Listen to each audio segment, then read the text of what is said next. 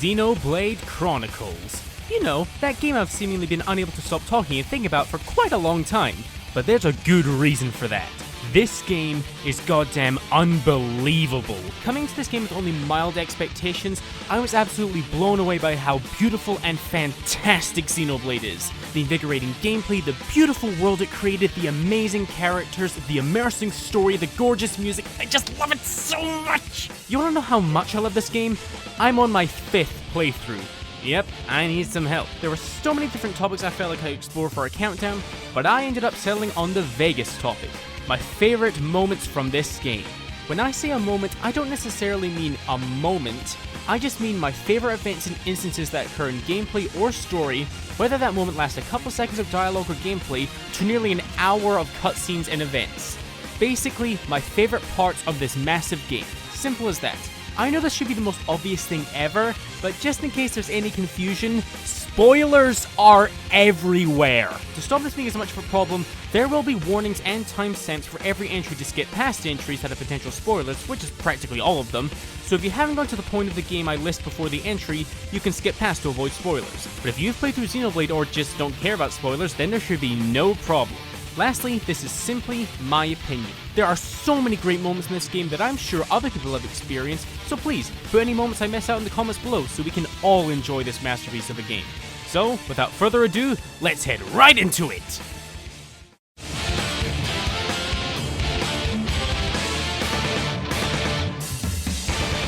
One of my favorite little RPG tropes is the post-game super boss.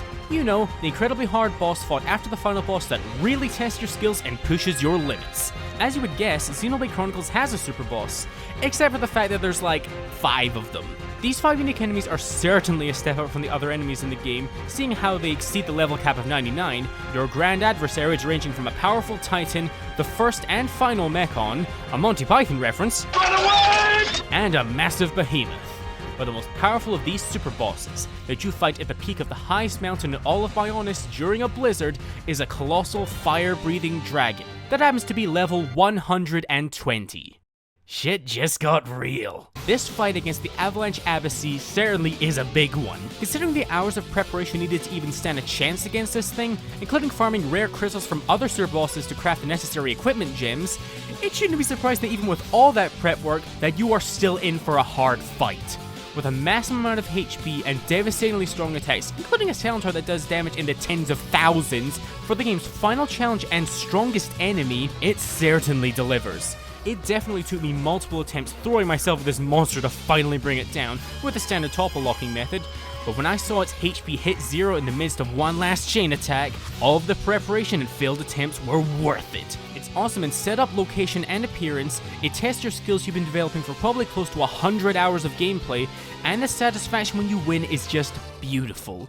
Starting off the countdown with the last thing I did in the game? Certainly an interesting start.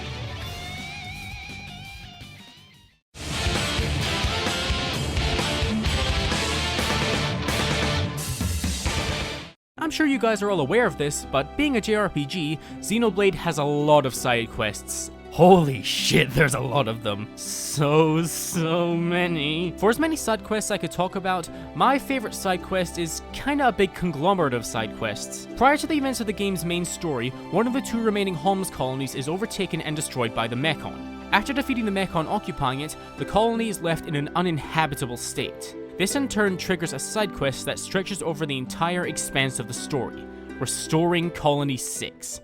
As you would imagine, this is not an easy task. Not because you have to do hard labor or anything like that, that'd be fucking stupid, but because you need to hunt down materials for the people of the colony to use to rebuild, and supply money to support the reconstruction.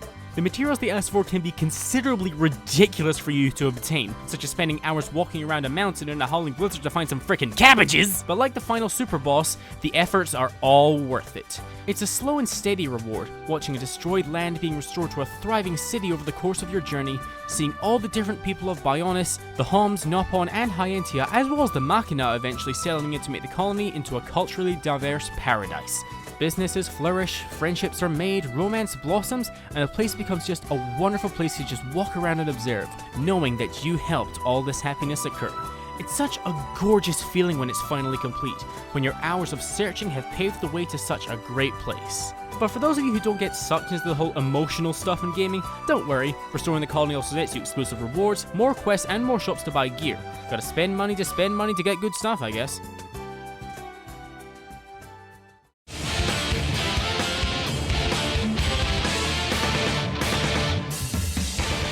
Like a lot of new Xenoblade players, my first real experience of the game was in Super Smash Bros. Other than Shulk as a playable character, the biggest element included from Xenoblade was the stage Gar Plane, and it's a pretty awesome level to fight on. I wonder how it was in Xenoblade.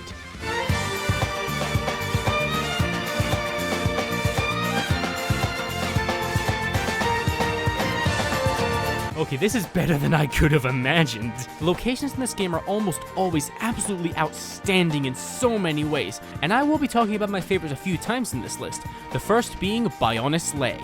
Reaching these massive plains is a huge shift from the two prior areas explored, that while large do still feel pretty confining. As our characters move onwards to the meat of their journey, the world opens up and grows in scale in tandem with the scope of their quest, this utterly huge and open plain being the first step into the real world of this game. Even people who haven't even played the game know how amazing this area is. The gorgeous geology, the beauty that shows off during both the day and the night, and the way it's introduced to you as you climb up from the silence of the Bionis kneecap. Oh, it's amazing! Anyway, for now, how about we show this place off and enjoy this goddamn music?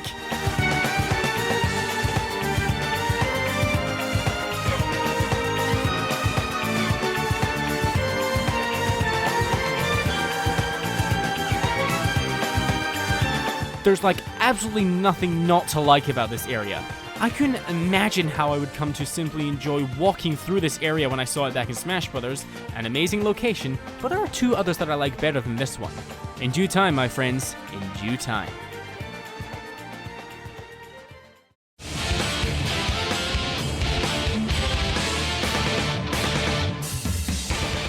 I'm not sure whether this is a credit to how good this game is, or whether the rest of the game is so lacking that I consider this one of the best parts, but one of the greatest moments in all of Xenoblade is the title screen. Oh, what marvelous decision, Speedster! A more than 60-hour game filled with so many amazing things, and you talk about the title screen! Genius, yes! Trust me, I never imagined that I would be talking about a title screen in any video I would ever make, but this title screen is something else. Every single time I boot up the game, I always linger on the title screen, something I never do in any other game. This is almost freaking magical. At its core is just one dynamic image, the Monado embedded in the ground alone in a vast green field, with time passing in the background from day to a gorgeous orange sunset, even the starry night rolling in as the Monado illuminates. It's incredibly simple and conceptually uninteresting, yes, but the execution is just breathtaking. And the thing that ties it all together, the title theme. Wind Waker has my favorite main theme, yes, but this right here is a close second. Sure, it's an amazing piece of music in and of itself, but there's something a little bit more to it than that. I can't even describe it. It's like the game's entire story, its dips and rises in tension and emotion, its flow and pace, and the very soul of it is conveyed entirely in this one piece of music. I hope I'm not the only one who thinks this, otherwise I'll sound like some douchey, obnoxious analyst. But then again, I probably already do. Never would have thought my favorite part of a game would be the first few seconds every time I booted it up. But Xenoblade manages to pull it off to a T.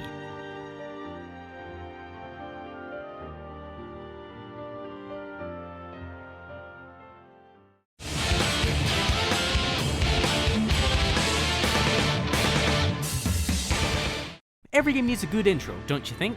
We have the lore story about the origins of the Bionis and Mechonis, a crucial part of the game's canon and lore. Then we have this, the Battle of Sword Valley.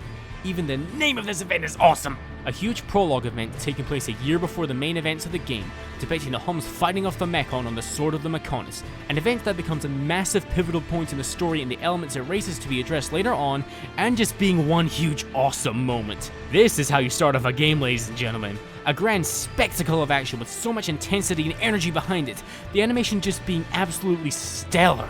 I was actually amazed watching this for the first time. The artistic direction and design is just phenomenal. It's so cinematic and beautifully executed from the use of camera angles and perspective to create such an intense and powerful atmosphere.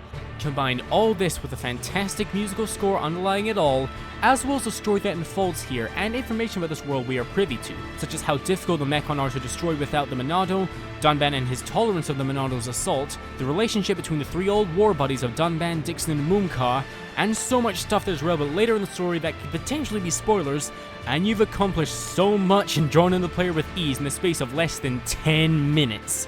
No matter how many times I've replayed this game, I still get incredibly psyched and excited watching this scene. I mean, the final shot with Dunban holding the Monado and saying this utterly amazing piece of dialogue is awe-inspiringly spectacular. If you haven't seen this whole sequence, just look it up on YouTube. It has to be seen to be believed. What a way to kickstart an awesome story.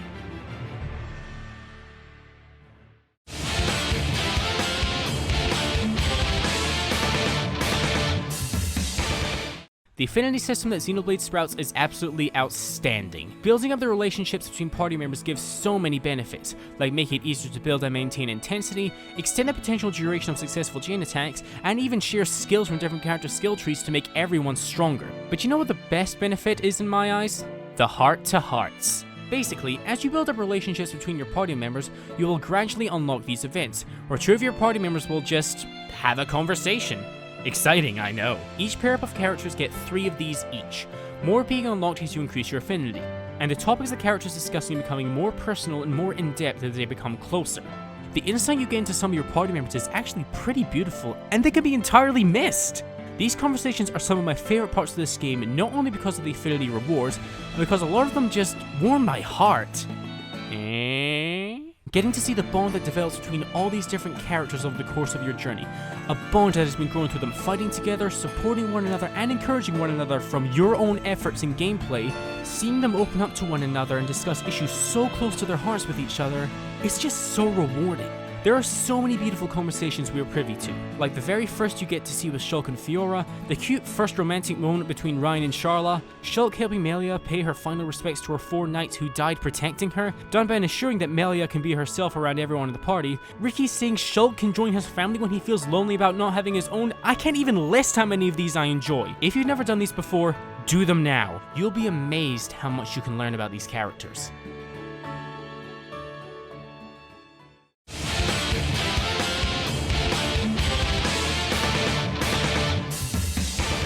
The 7 party members you get in Xenoblade Chronicles are just fantastic. That's it, plain and simple. All are great in battle, as you would expect, but each one is a totally fleshed out character with likable personalities, great chemistry with one another, and are simply wonderful to have around. All of them have great character moments that were contenders for the list, but one of the big ones for me is one concerning Melia, and to a lesser degree Shulk, and this moment is entirely missable. After the events of Mekona's core and Shulk essentially dies by the hands of the true antagonist, his body lies unconscious in Linada's operating room in Junks. In this small part of the game, you only play as Melia, and when you interact with Shulk, only a small dialogue box appears since she is not alone in the room. But if you set the in-game clock to midnight, Linada will be gone and you can interact with Shulk's body once again. And this interaction is utterly incredible. It begins innocently enough, Melia begging Shulk to wake up, but as she continues, she reflects on her journey with the party, how everyone has helped her become strong, but more importantly, how Shulk has helped her discover that strength.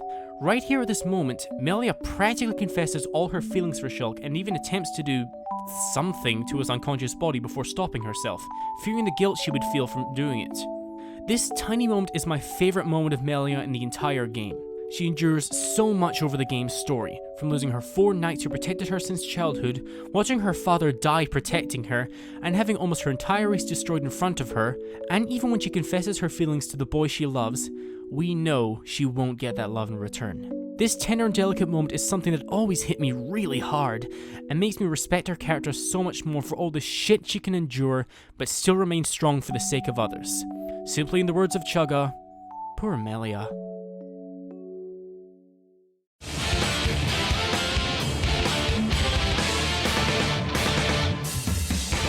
Like I discussed with the Battle of Sword Valley, when this game wants to be cinematic, it damn well succeeds. There are a ton of these action cutscenes that I could have talked about and will talk about, so let's get right into a little sequence of events I like to call the Duel at Devala Mountain. For people who have played Xenoblade, this event is huge for one main reason: the reveal of Metalface's identity, Darman's old friend and comrade, Mumkar. Even though this reveal wasn't a surprise to me, seeing as this had already been spoiled for me by another countdown maker, it's still wholly impacting, mainly because we get to see just how much of a filthy bastard he is. Why did you kill our friends at the colony? Why? You wanna know? Because it's your home. Just like with the Battle of Sword Valley, the cinematic elements in this are just phenomenal. Every second of this confrontation is just overflowing with so much tension and dramaticism. The beginning with him having Fiora at knife point, revealing himself and reveling in the pain and anger he can draw out of the party, having such a slow and intense mood, so charged with shock and hatred that it feels so powerful. Despite this moment having a fairly standard and kinda uninteresting fight with Mumkar in the middle, the sequence after it is just plain badass anime sword fighting between Mumkar and Dunban. How hyped I get seeing their blades clashing so powerfully and dynamically is enough for it to be obvious why it's on the list, while we also get the first proper introduction to the leader of Mekonis, Egil. He's one of the best characters in the game, and this initial face-to-face with him makes a great first impression. Nothing else to like about this scene: plenty of action, plenty of plot, two big reveals packed with so much emotion and passion, and overall, such an incredibly memorable moment. Sword fight is still so badass.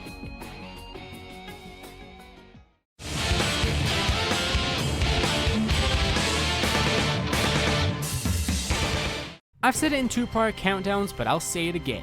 For as much as I love Xenoblade Chronicles, the boss fights as a whole are pretty ordinary. Out of all of the proper boss fights, I only really consider 3 of them to be that great. These fights, however, are some of the best parts of the game.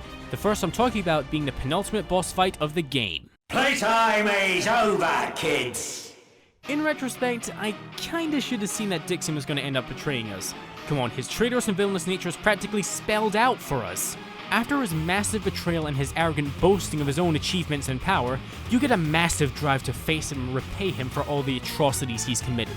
And at the top of Prison Island, Disciple Dixon is happy to oblige. This is not the easiest fight in the world. Seeing how he has a counter spike that inflicts paralysis on any party member who physically attacks him, a lot of HP in both phases of the fight, and the unbelievably brutal Chaos Punish and the rest of his hard-hitting arsenal, it's not surprising that a lot of people struggle against Sansa's second in command. The fight is great and all, however the crucial thing is the plot that comes along with the fight. You do get the rousing speech in between the two phases of the party members encouraging one another to triumph once and for all, but the best part is the end of the fight. We get some badass stuff from Shulk, Dixon once more showing how selfish he is even at the very end, and even an incredibly powerful moment as Shulk cries as Dixon dies, since he was pretty much his father after the loss of his parents. It's actually pretty sad to watch him go at the end. Even when I replay this entire game, I still find myself liking Dixon in every playthrough, so his death still hits me right where it hurts. The phenomenal start to the game's final act.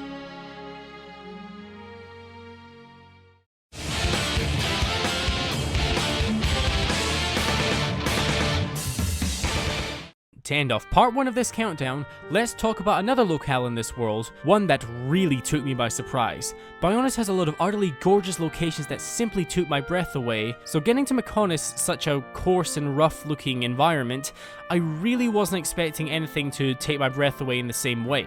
I was so wrong.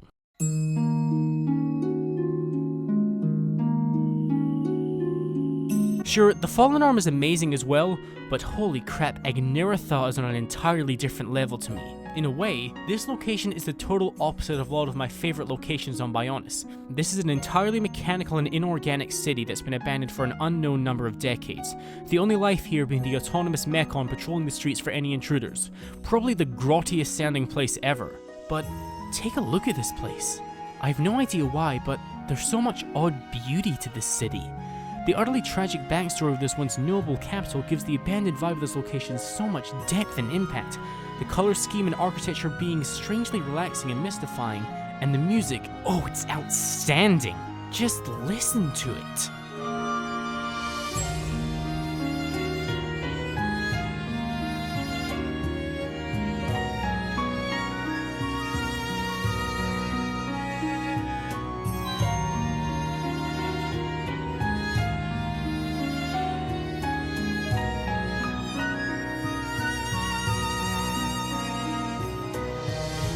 The haunting sorrow and pain conveyed through this music's tone and melody is undeniably impacting. The varying use of instrumentation, rhythm, and dynamics in both the day and night variations, creating two different yet equally beautiful compositions.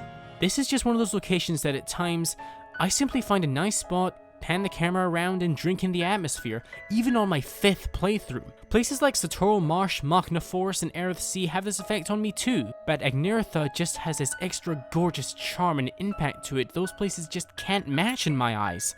The tragedy, the sorrow, the feeling of loneliness and loss, it leaves such a strong impression. My favorite location on Mechonis, and my second favorite location in the entire game.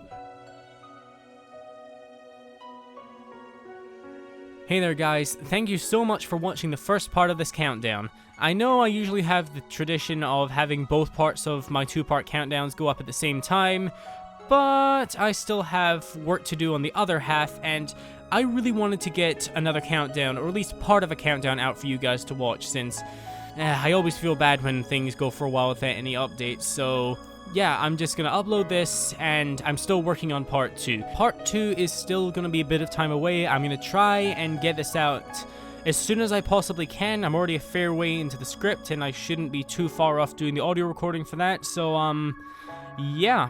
Hope you guys enjoyed part 1, and I'll see you guys in part 2. See you guys all then.